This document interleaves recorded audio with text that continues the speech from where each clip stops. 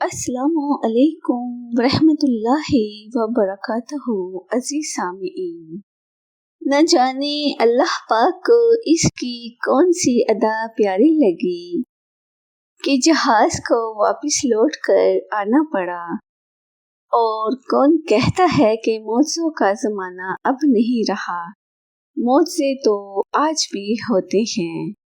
لبیک اللہم لبیک، لبیک اللہم لبیک۔ زیر نظر تصویر لیبیا سے تعلق رکھنے والا عامر نامی شخص کی ہے۔ یہ شخص اس سال حج کی نیت سے عازم سفر ہوا تو ایئرپورٹ پہ نام میں القذافی ہونے کے سبب سیکیورٹی کلیئرنس نہیں دیا گیا اور جہاز عامر کے بغیر ہی پرواز کر گیا، لیکن کچھ فنی خرابی کے سبب کچھ ہی دیر میں جہاز کو واپس اسی ایئرپورٹ پر لینڈنگ کرنا پڑی۔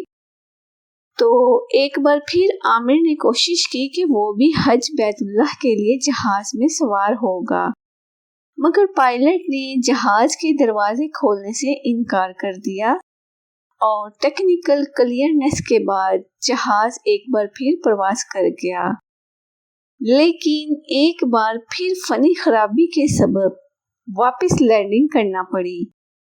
عامر نے اس بار پھر سفر کی کوشش کی، مگر پھر انکار ہوا اور جہاز پرواز کر گیا، لیکن تیسری بار پھر فنی خرابی کے باعث جہاز کو واپس لوٹنا پڑا۔ اس بار پائلٹ نے کہا کہ جب تک عامر جہاز میں سوار نہیں ہوتا وہ جہاز نہیں اڑائے گا۔ اس بار عامر کو سیکیورٹی کی کلیئرنس کے بعد جہاز کے مسافروں میں شامل کیا گیا اور جہاز بخیر و عافیت سعودیہ کے ایئرپورٹ پر لینڈ کر دیا گیا۔ زیارت بیت اللہ الحرام کے لیے قبولیت اصل ہے۔ کچھ لوگ زمین پہ غیر معروف ہیں لیکن عرش پہ معروف و محبوب ہیں۔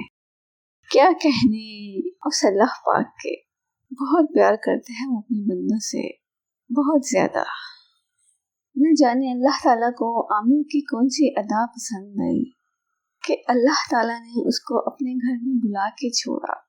اسی لیے کہتے ہیں کہ اللہ کے اوپر یقین رکھیں، اسی سے مانگیں، اسی سے کہیں، وہی خالق ہے، وہی مالک ہے، وہی رازق ہے۔ آپ سب لوگوں کو حج کا مہینہ بہت بہت مبارک ہو۔ شکریہ، جزاک اللہ خیر، آمین۔